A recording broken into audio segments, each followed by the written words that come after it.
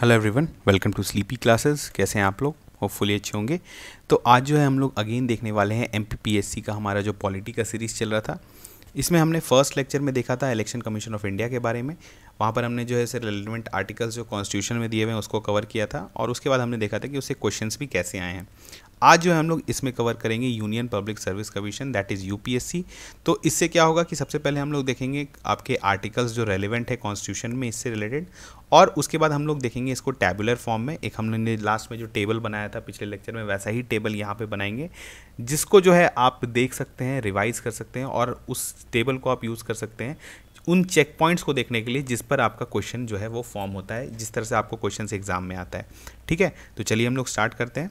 आप अगर देखेंगे तो यूपीएससी का जो यूपीएससी या पब्लिक सर्विस कमीशन से रिलेटेड जो आर्टिकल्स है वो किस पार्ट में है? पार्ट आपके 14 ऑफ इंडियन कॉन्स्टिट्यूशन में है। और जिन आर्टिकल्स में है ये वो कौन से आर्टिकल्स हैं? Article 315 to article 323। ठीक है, तो यहाँ पर से आप इसको नोट डाउन कर सकते हैं, क्योंकि आपके स्टेट सर्विस के एग्जाम्स में ऐसा क्वेश्चन भी पूछा जा सकता है कि आपके कौन से आर्टिकल में जो है वो यूपीएससी के बारे में मेंशन्ड है। तो आप यहाँ पे कह सकते हैं article 315 to article 323 and part 14 of the constitution. उसके बाद है, देखिए हम लोग एक एक करके सारे आर्टिकल्स को देखते हैं। पहले आर्टिकल 315 क्या वो स्टेट करता है? वो बोलता है कि public service commissions for the union and for the states, subject to the provision of this article, there shall be a public service commission for the union and the public service commission for each state।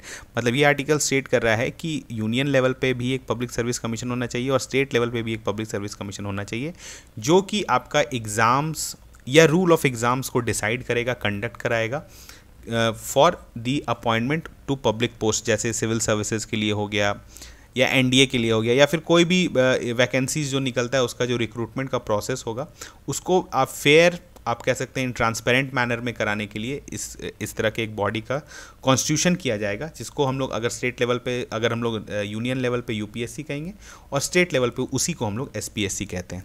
ठीक है, तो दोनों constitutional bodies हैं। अब article 316 में क्या state करता है? Appointment and term of office of members.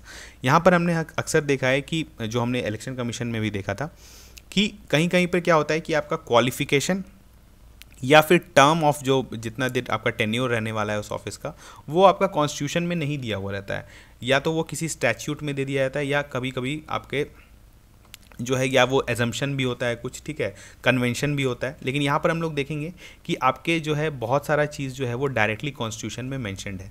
अब यहाँ पर अपॉइंटमेंट होता है, तो अपॉइंटमेंट के पहले क्या होता है कि किन मेंबर्स को हम अपॉइंट कर सकते हैं, मेंबर्स का क्वालिफिकेशन क्या होना चाहिए। तो यहाँ पर दिया हुआ है provided that as nearly as may be 1/2 of the members of every public service commission shall be persons who at the dates of their respective appointments have held office for at least 10 years either under the government of India or under the government of state। इसका मतलब ये हुआ कि जो UPSC में जितने members होंगे उनका हाफ मेंबर्स जो हैं वो, मतलब आधे मेंबर्स, जितने भी टोटल मेंबर्स हैं उनके आधे मेंबर्स वैसे होने चाहिए जो कि कोई ना कोई पब्लिक ऑफिस होल्ड किए हुए हैं, either under government of India और under government of state for more than 10 years. ठीक है, 10 और एटलीस्ट 10 ईयर्स, मतलब 10 ईयर्स उनको एटलीस्ट एक्सपीरियंस हो कि वो गवर्नमेंट का कोई ऑफिस होल्ड किए हुए हों। तो ये एक आप कह सकते हैं बहुत स्ट्रेट फॉरवर्ड क्राइटेरिया नहीं दिया हुआ है, पर क्रूड मैनर में एक क्राइटेरिया दिया हुआ है कि at least half of the members जो है वो ऐसे होने चाहिए, मतलब एक तरह से एक्सपीरियंस मेंबर्स होने चाहिए, तभी वो यूपीएससी के मेंबर बन सकते हैं। ठीक है, तो यहाँ पर चलिए हम लोग अगर आपसे कहीं पूछा जाए कि क्वालिफिकेशन या फिर criteria for appointment for the members of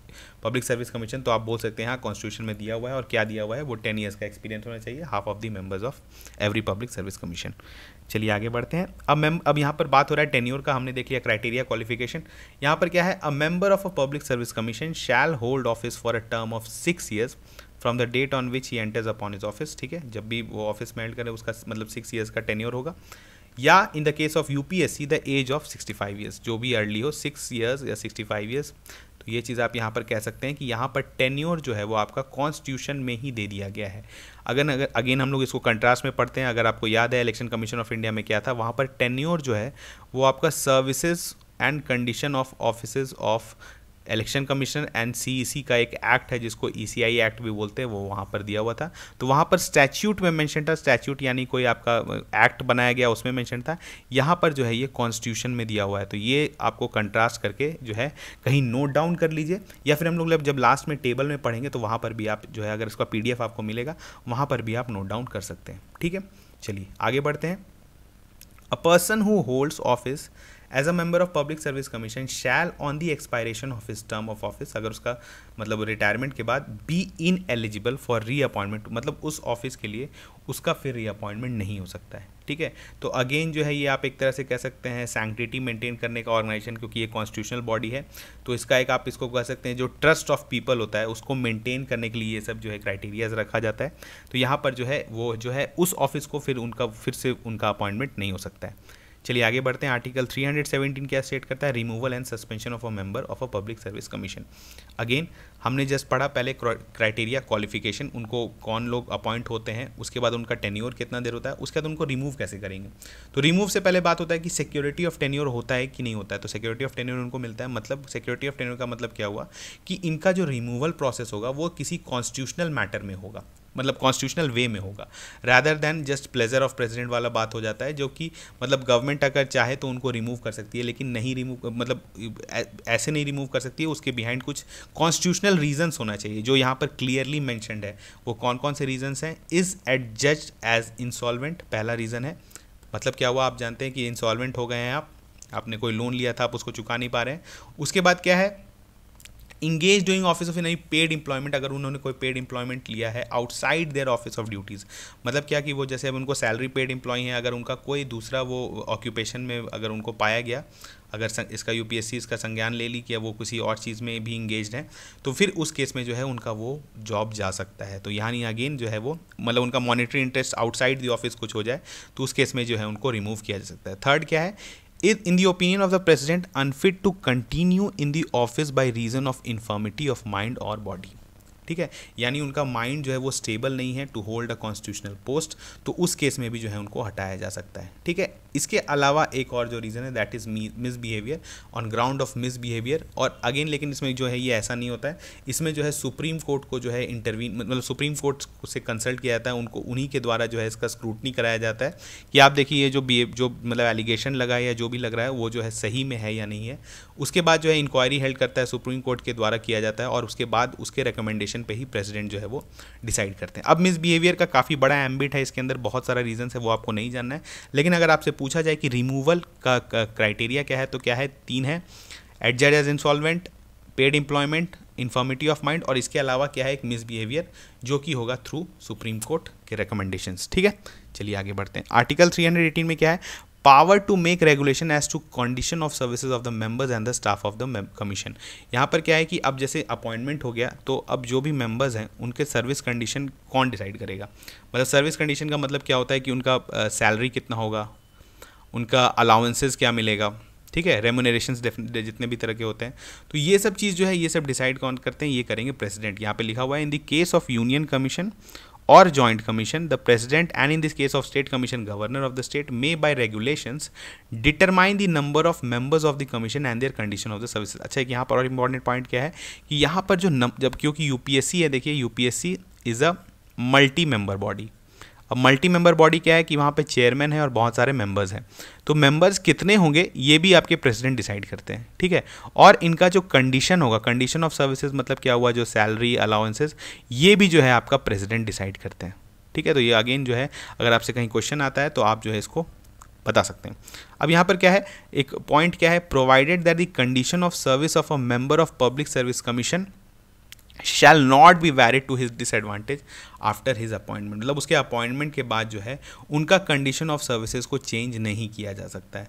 again जो है इसको क्या है कि इसको एक आप कह सकते हैं क्योंकि ये कॉन्स्टिट्यूशनल बॉडी है, इसका ट्रांसपेरेंसी, इसका ट्रस्ट बनाए रखने के लिए कि गवर्नमेंट जो है कहीं अगर कभी कन्फ्लिक्ट ऑफ इंटरेस्ट हो जाए, अगर सोचिए फॉर एग्जांपल यूपीएससी चेयरमैन के साथ जो है गवर्नमेंट का कुछ कन्फ्लिक्ट ऑफ इंटरेस्ट हो जाए, तो उस केस में गवर्नमेंट जो है वो कोर्सिव मेजर्स नहीं ले सकती है अपना कुछ बात मनवाने के लिए। हो सकता है कि उनका मतलब सैलरी घटा दिया जाए या उनको परेशान किया जाए, तो इस तरह का चीज़ नहीं हो सकता है। इसका जो है एक तरह से कॉन्स्टिट्यूशनल सेफ गार्ड मिला हुआ है यहाँ पर कि उनका जो है कंडीशन ऑफ सर्विसेज को वैरी नहीं किया जा सकता है। ठीक है, टू हिज डिसएडवांटेज। अब हम लोग आगे बढ़ते हैं। आर्टिकल 318 अगेन सॉरी हमने आर्टिकल 318 कवर कर लिया। इसके बाद जो आता है आर्टिकल 319 आता है, prohibition as to holding of office by the members of commission on ceasing to be such members.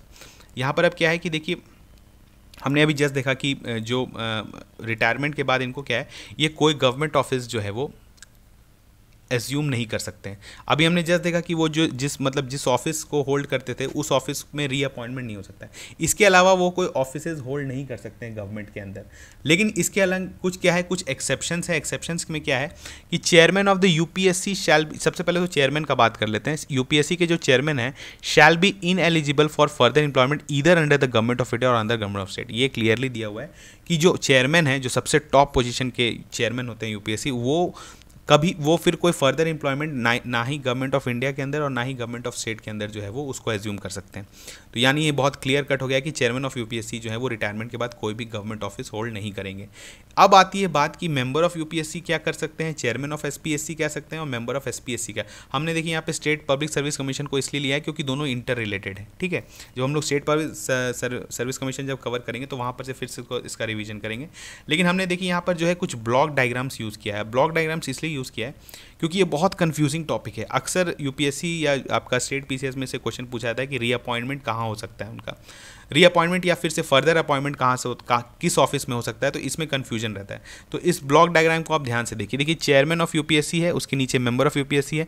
Member of UPSC और स्टेट एसपीएससी को हमने बराबर पोजीशन पे रखा है और मेंबर ऑफ एसपीएससी को हमने नीचे रखा है। ठीक है, इसका इस तरह से अरेंज करने का मतलब सिर्फ आपको याद कराना है, ऐसा नहीं है कि कॉन्स्टिट्यूशनली वाइज जो है ये ऊपर नीचे है, लेकिन है जो है यहाँ पर आपको ऐसे याद करना है। देखिए आप कैसे, जैसे अगर मेंबर ऑफ एसपीएससी हैं, ये अगर रिटायर कर जाते हैं, अगर इनका रिटायरमेंट हो जाता है तो ये फर्दर अपॉइंटमेंट इनका क्या चीज़ पे हो सकता है, ये एसपीएससी के चेयरमैन बन सकते हैं, उस एसपीएससी से जिससे रिटायर किए उसके चेयरमैन बन सकते हैं, या किसी दूसरे एसपीएससी के भी चेयरमैन बन सकते हैं। अगर पहले एमपी में थे तो अब बिहार के उनको चेयरमैन बनाया जा सकता है, कहीं पर भी हो सकता है। उसके बाद क्या है, ये मेंबर ऑफ एसपीएससी जो है ये मेंबर ऑफ यूपीएससी भी बन सकते हैं, जो अपने से ऊपर, अगर यहाँ पर अरेंज जैसे किया गया है तो अपने ऊपर वाला पोजीशन जरूर होल्ड कर सकते हैं, तो मेंबर ऑफ यूपीएससी भी बन सकते हैं। इसके अलावा क्या है, वो चेयरमैन ऑफ यूपीएससी भी बन सकते हैं। ठीक है, तो यहाँ पर मेंबर ऑफ एसपीएससी के पास काफ़ी ऑप्शंस है। अगर वो क्राइटेरिया फुलफिल करते हैं जो कि आपका एज वाला क्राइटेरिया है, तो उनको जो है फर्दर अपॉइंटमेंट किया जा सकता है। उसके बाद बात आती है चेयरमैन ऑफ एसपीएससी। अगर चेयरमैन ऑफ एसपीएससी हो गए तो अगेन उनका फिर से रीअपॉइंटमेंट इस पोजीशन पे नहीं होगा, लेकिन वो क्या है कि उनको किसी दूसरे एसपीएससी का जो है चेयरमैन बनाया जा सकता है अगेन। ठीक है, लेकिन वो मेंबर ऑफ एसपीएससी नहीं बन सकते हैं क्योंकि वो उसके ऊपर का पोजीशन होल्ड कर चुके हैं, तो वो नीचे नहीं जा सकते हैं। तो यानी वो किसी दूसरे एसपीएससी के चेयरमैन बन सकते हैं या वो मेंबर ऑफ यूपीएससी बन सकते हैं। मतलब ऑब्वियसली यूपीएससी को अगर हम लोग एज्यूम करें कि वो ऊपर एसपीएससी से, तो उसके वो मेंबर बन सकते हैं और उसके चेयरमैन भी बन सकते हैं। अगेन उनके पास भी बहुत सारा पॉसिबिलिटीज़ है। उसके बाद आता है अब मेंबर ऑफ यूपीएससी अगर रिटायर कर जाएं तो क्या बनेंगे, अगर उनके पास ऑप्शन है, वो क्राइटेरिया फुलफिल करते हैं, तो वो चेयरमैन ऑफ यूपीएससी बन सकते हैं। अगर नहीं बनेंगे, अगर चेयरमैन ऑफ यूपीएससी नहीं बनते तो उसके अलावा क्या बन सकते हैं, वो चेयरमैन ऑफ एसपीएससी भी बन सकते हैं। तो ये भी आप एक दर से मान सकते हैं, दोनों सिमिलर पोजीशन का है, member of UPSC and chairman of SPSC. तो मेंबर ऑफ यूपीएससी जो है वो चेयरमैन ऑफ एसपीएससी बन सकते हैं, लेकिन ये जो है मेंबर ऑफ एसपीएससी नहीं बनेंगे, वही नीचे जाके जो है मेंबर्स नहीं बन पाएंगे। तो इस तरह से जो है आपको एक तरह से आप इसको मेमोरी आपका क्रिएट हो गया होगा अगर आप ब्लॉक डायग्राम समझ रहे हैं। तो इसका जो है पीडीएफ अवेलेबल रहेगा, आप एक बार ये डायग्राम खुद से ड्रॉ करें और आपको जो है ये फिर कभी भी इसमें कन्फ्यूजन नहीं होगा। ठीक है, चलिए आगे बढ़ते हैं। आर्टिकल 320 क्या स्टेट करता है, functions of public service commission. तो यहाँ पर क्या है, it shall be the duty of the union and the state public service commission to conduct examination. हमने अभी देखा कि फेयर एंड ट्रांसपेरेंट मैनर में जो एग्जाम कंडक्ट कराना है for the appointments to the services of the union and state के case में जो है वो स्टेट का जो सर्विसेज होता है। ठीक है, यहाँ पर अब जो है ये क्लियर कट हो गया। जब हम लोग स्टेट को देखेंगे, जब स्टेट वाला जब हम लोग कवर करेंगे तो वहाँ पर लोग कुछ जो इससे रिलेटेड होगा उसको वहाँ पे कवर करेंगे। आज हम लोग सिर्फ यूपीएससी को कवर कर रहे हैं। अब यहाँ पर क्या है, यूनियन पब्लिक सर्विस कमीशन और the state public service commission as case may be shall be consulted. अब यहाँ पर है कि इनका कंसल्टेशन होता है, गवर्नमेंट जो है इनको कंसल्ट करती है किस मैटर्स पे, देखिए on all matters relating to method of recruitment, किस तरह से रिक्रूट करना है सिविल सर्विसेज का, क्या एग्जामिनेशन का पैटर्न होगा, ये सब चीज़ में जो है वो कंसल्ट करती है। दूसरा क्या है, on the principles to be followed in making appointments to civil services and appointments में भी करती है कंसल्ट। उसके बाद क्या है, on all disciplinary matters affecting a person serving under the government of India और the government of state in a civil capacity including memorials of petition relating to such matter. ठीक है, तो अब यहाँ पर क्या है कि ये सब दिया हुआ है कि इसमें जो है कंसल्टेशन करना है गवर्नमेंट को यूपीएससी के साथ। ठीक है, लेकिन इसमें आपको डिटेल में नहीं जाना है। यहाँ पर अगेन हमने एक्सेप्शन पॉइंट्स आपको याद रखना है। एक्सेप्शन पॉइंट क्या है, आप अगर आर्टिकल 16 क्लॉज 4 पढ़े होंगे जो फंडामेंटल राइट्स में है, जिसको हम लोग इनेबलिंग क्लॉज भी कहते हैं, इसके अंदर क्या है, गवर्नमेंट को जो है ये जो है बाय पार्लियामेंट को जो है वो क्या कर सकती है, वो क्या करता है, या जो है आपका रिजर्वेशंस को क्रिएट किया जाता है फॉर बैकवर्ड क्लासेस। ठीक है। तो इस केस में अगर वो जैसे कोई पोजीशन के लिए जो है वो रिजर्वेशन क्रिएट कर रही है, तो इस केस में जो है वो यूपीएससी से कंसल्टेशन जो है वो नेसेसरी नहीं होता है। तो यहाँ पर आप इसको एक नोट डाउन कर सकते हैं कि एक यहाँ पर चेक पॉइंट क्या है कि कंसल्टेशन का जब भी क्वेश्चन आएगा यूपीएससी से रिलेटेड, तो इससे रिलेटेड क्वेश्चन जरूर आ सकता है कि आपका जो रिजर्वेशन के मैटर में जो है वो यूपीएससी से कंसल्ट करना जो है वो ज़रूरी नहीं है। ठीक है, चलिए आगे बढ़ते हैं। अब हम लोग आगे देखेंगे यहाँ पर, अगर आप आर्टिकल 321 में क्या है, power to extend functions of public service commission. अब यहाँ पर पार्लियामेंट जो है बाय एक्ट जो है वो क्या कर सकती है, पब्लिक जो यूपीएससी का है उसका पावर को एक्सटेंड कर सकती है या उसको कुछ एडिशनल फंक्शंस दे सकती है। तो आपसे अगेन यहाँ पे क्वेश्चन बनता है कि जो फंक्शन जो पावर ऑफ यूपीएससी को कौन बढ़ा या घटा सकता है, तो प्रेसिडेंट नहीं है, यहाँ पे क्या है, पार्लियामेंट जो है ये करती है काम, और वो करती है थ्रू एन एक्ट। ठीक है, तो आर्टिकल 321 में जो है इतना ही चीज़ है। इसके आगे देखते हैं आर्टिकल 322 क्या है, expenses of public service commission.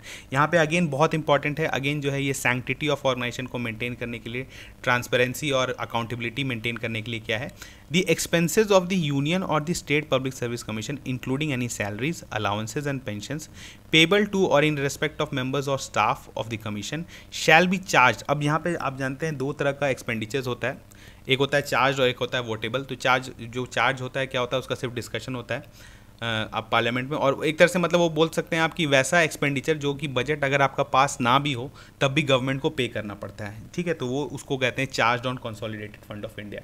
तो इस तरह का जो एक्सपेंस, क्योंकि ये ऑर्गेनाइजेशन इतना इंपॉर्टेंट है कि इनका जो है एक्सपेंसेस वो चार्ज है।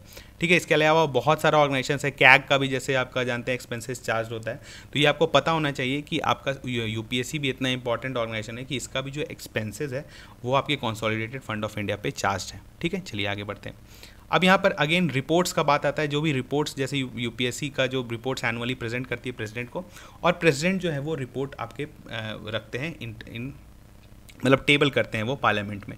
अब इसमें कुछ एक चीज़ और इम्पॉर्टेंट क्या है कि यहाँ पर प्रेसिडेंट को जो है, अगर जैसे यूपीएससी बहुत सारा रिकमेंडेशंस देती है गवर्नमेंट को, अब उसमें से कुछ रिकमेंडेशन जो एडवाइस जिसको बोल सकते हैं, अगर गवर्नमेंट एक्सेप्ट नहीं करती है जो यूपीएससी ने दिया था, तो उस केस में वो एक्सेप्ट नहीं करने का जो रीज़न है उसको भी जो है प्रेसिडेंट को जो है अपने बताना पड़ेगा कि गवर्नमेंट ने इस वजह से ये एडवाइस एक्सेप्ट नहीं किया था, और फिर जो है उसको पार्लियामेंट जो है उस रिपोर्ट पर फर्दर डिस्कशंस करती है। ठीक है, तो चलिए हम लोग बढ़ते हैं। लास्ट अब हम लोग का क्या है, हमने देखा है कि हमेशा हम लोग टेबुलर फॉर्म में पढ़ेंगे ताकि हमको लास्ट में याद रहे सब कुछ। एक तरह से आप कह सकते हैं पूरे जिस्ट ऑफ लेक्चर आपको यहाँ पे याद हो जाए। जैसे पैरामीटर्स है, कहाँ पे दिया हुआ है और क्या है उसको हम लोग यहाँ पर देखते हैं। सबसे पहले क्वालिफिकेशन है, क्वालिफिकेशन कहाँ पे दिया हुआ था, कॉन्स्टिट्यूशन में मेंशन्ड है। क्या है, 1/2 of the members must be greater than 10 years, government office का एक्सपीरियंस होना चाहिए।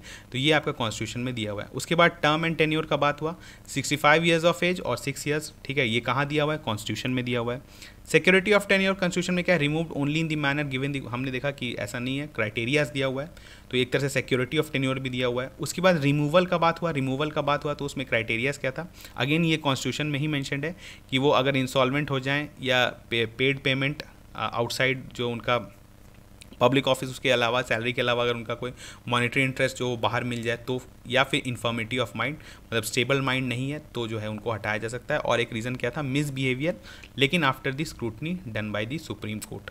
ठीक है, उसके बाद क्या था, पोस्ट रिटायरमेंट क्या है, कॉन्स्टिट्यूशन क्या था कि इनएलिजिबल थे, वो कोई भी पोस्ट होल्ड नहीं कर सकते थे। लेकिन हमने क्या पढ़ा कि वो जो है देखा हमने कि मेंबर जो है वो उसके एसपीएससी के चेयरमैन बन सकते हैं, एसपीएससी के चेयरमैन जो है वो क्या बन सकते हैं, मेंबर ऑफ यूपीएससी बन सकते हैं। तो इस तरह का अपॉइंटमेंट हो सकता है। उसके बाद क्या था, एक्सपेंडिचर, हमने क्या देखा, charge on consolidated fund of India, मतलब जो उनका एक्सपेंडिचर है वो इतना इंपॉर्टेंट है कि उनको जो है ये चार्ज वाले आप कह सकते हैं बॉक्स में डाल दिया गया है जो कि कंसोलिडेटेड फंड ऑफ इंडिया पे होते हैं। ठीक है, तो यहाँ पर सारा इंपॉर्टेंट पॉइंट्स आपका इस टेबल पे दिया हुआ। अगर आप इस टेबल को भी लास्ट टाइम पे रिवाइज करके जाएंगे तो आपको क्वेश्चन आप गलत करके नहीं आएंगे, क्योंकि यहीं पर से चेक पॉइंट से आपसे क्वेश्चन जो है वो फॉर्म होता है। ठीक है, तो ऐसे ही हम लोग कॉन्स्टिट्यूशनल बॉडी और स्टैट्यूटरी बॉडीज़ कवर करते रहेंगे। आप भी इन सब चीज़ों को रिवाइज करते रहें। एक तरह से आपका यहाँ से पूरी तरह से कंप्लीट हो जा रहा है। ये लेक्चर के बाद आपको यूपीएससी में एटलीस्ट प्रॉब्लम नहीं होगा। जब हम लोग स्टेट पीसीएस कवर करेंगे तो अगेन हम लोग ये सब आर्टिकल्स रिविजिट करेंगे और वहाँ पर देखेंगे कि क्या जो है थोड़ा डिफरेंस करके पढ़ेंगे यूपीएससी से, तो आपको अच्छे से याद हो जाएगा। ठीक है, तो चलिए मिलते हैं नेक्स्ट लेक्चर में, तब तक थैंक यू।